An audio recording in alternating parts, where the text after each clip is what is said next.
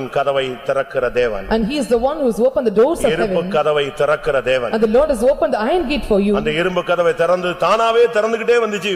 பேதுரு வெளியே வந்துட்டான். Iron gate opened suddenly for him and he came outside. ஏசாயா 45:4 என்ன சொல்லுகிறது? And what does the 45:4 அந்த கதவு திறக்கவில்லை என்றால் கர்த்தர் உடைப்பார். And if the doors are not opening, he will break the doors. அதை அவர் முறிப்பார். And he will break the doors. வாசிங்க.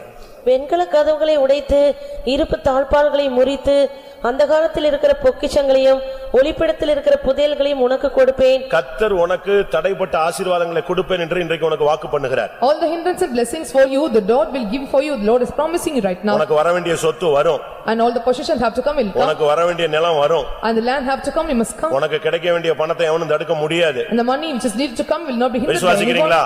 Are you believing this? எத்தனை பேர் விசுவாசிக்கிறீங்க? How many of you believe எங்கெல்லாம் this? உங்களுக்கு வர வேண்டிய பணம், சொத்து, வீடு, வாசல், நிலம் உனக்குன்னு நியாயமா வர வேண்டியதை தடுத்து இதுவரைக்கும் அந்த ஆவி தடுத்திருக்கலாம். ஆனா இன்னைக்கு கர்த்தர் உனக்காக இரும்பு கதவுகளை திறக்கிறார். All the possessions and wealth and land must that is needed to come justly for you will come, and the Lord is breaking the brass gates for you. 78ஆம் சங்கீதம் 23ஆம் வசனத்தை பார்க்கும் பொழுது 78:23 of Psalms.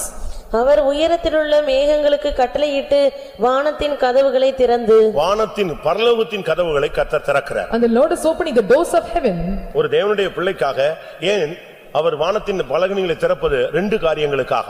And there are two reasons for the Lord is opening the windows of heaven for the sake of the people of God. ஒன்றை இடங்கொள்ளாமல் போகும் உன்னை ஆசீர்வதிக்க முடியாது. And the Lord have to bless you that it cannot contain. இரண்டாவது Nextly, எபேசியர் 1:3 படி according to 2:3 of Ephesians, ஆவிக்குரிய உன்னதங்களில் உள்ள சகல விதமான ஆசீர்வாதத்தினால உன்னை நிறைக்க முடியாது. and the Lord have to bless you spiritually with all kinds of blessings. வானத்தின் கதவை திறப்பதின் நோக்கம் ரெண்டு காரியம். The purpose of opening the doors of windows of heaven for you. ஒன்னு எழுத்தின் பிரகாரமாக இடங்கொள்ளாமல் போகுமட்டும் உன்னை ஆசீர்வதிக்க முடியாது. The Lord have to bless you content this in a place to not contain. இரண்டாவது ஆவிக்குரிய உன்னதங்களில் உள்ள சகல ஆசீர்வாதத்தினால உன்னை நிரப்ப முடியாது. And the Lord have to bless you with all kinds of the heavenly blessings. நான் அடிக்கடி சொல்லுவேன். I used to tell often. தசமபாகம் கொடுக்கும் பொழுது உனக்கு வானத்தின் ஜன்னல் திறக்கிறது. When you are giving tithes, the windows of heaven is open for you. அப்படிதானே?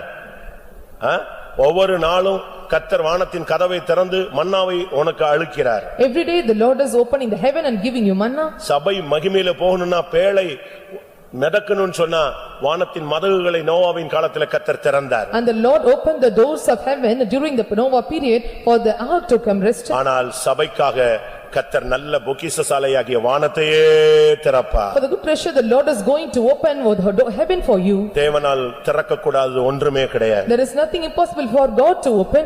ஆவிக்குரிய ஆசீர்வாதங்கள் நமக்கு நிறைய வரும். And we will get many spiritual blessings. எனக்கு பெரிய ஆசை என்னன்னா இவ்வளவு ஜனம் இருக்கு, இவ்வளவு பெரிய ஹால் இருக்கு, இன்னும் எவ்வளவு இடம் இருக்கு பாத்தீங்களா?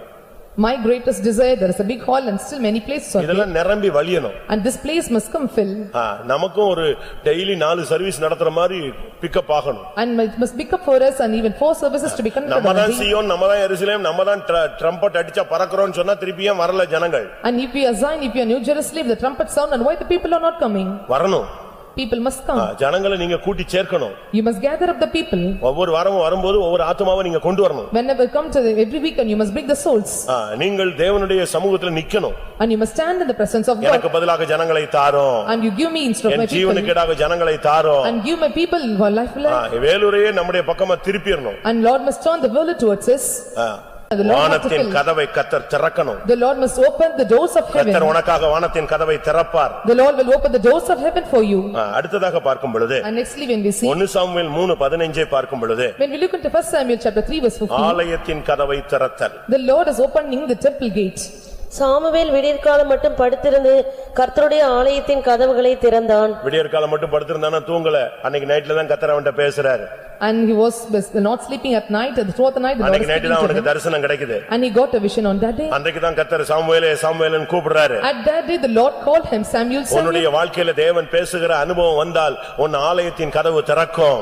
When the Lord is having the experience, such experience, the Lord will open the doors of house for the Lord. ஆலயத்தின் கதவு பூட்டப்படுதுன்னு சொன்னா உன்னுடைய spiritual blessing பூட்டப்படுதுன்னு அர்த்தம். When the doors of the house of the Lord is closed for you, a spiritual blessing is closed for you. அப்போஸ்தலர் 21:30 பார்க்கும் பொழுது பவுலை வெளியே அழைத்து கொண்டு போய் இழுத்து வெளியே தள்ளிவிட்டு ஆலயத்தின் கதவை பூட்டினார்கள். And 21:30 of Acts of the Apostles we can see they dragged Paul outside and they closed the door, temple gate. அன்றைக்கு பவுலுக்கு பயங்கரமான வேதனையின் பாதையாக இருந்தது. And it was a so terrible pain and terrible path for Saint உன்னுடைய Paul. ஆலயத்தின் கதவு பூட்டப்பட்டால் உன்னுடைய வாழ்க்கையில பல நஷ்டங்களையும் தோல்விகளையும் போராட்டங்களையும் நீ சந்திப்பாய். When the doors of the house of the Lord is open closed for you and you will face many problems and pains in your life. ஏன் ஆலயத்தின் கதவு திறக்கப்பட வேண்டும்? And why the doors of the house of the Lord should be open? ஆலயத்தின் கதவை திறந்து அதை பழுது பார்த்தார்கள். And they opened the doors of the house of the Lord and repaired. இரண்டாம் நாளாகமம் 29ஆம் அதிகாரம் 3ஆம் வசனத்தை பார்க்கும் பொழுது Second Chronicle chapter 29 verse 3. அவர்கள் ஆலயத்தின் கதவை திறந்த பொழுது அதை பழுது பார்த்தார்கள். When they opened the doors of the temple gate and they were repaired. 1 நாளாகமம் 9:27 பார்க்கும் பொழுது When we look into First Chronicle chapter 9 verse 27. அவர்கள் ஆலயத்தின் கதவை திறந்ததுக்கு காரணம் அதை காவல் காத்தார்கள். And the reason for opening the door of the temple gate is that they have நீங்களே தேவனுடைய ஆலயம். and ye are the temple of God. தேவனுடைய ஆலயம் பரிசுத்தமா இருக்கிறது. And the temple of God is holy. உங்களுடைய ஜீவியத்திலே கதவுகள் பரிசுத்தத்தின் கதவுகள் திறக்கப்படட்டும். And the doors of your life of holiness must be open. தானங்களை நேரமீதில் வாத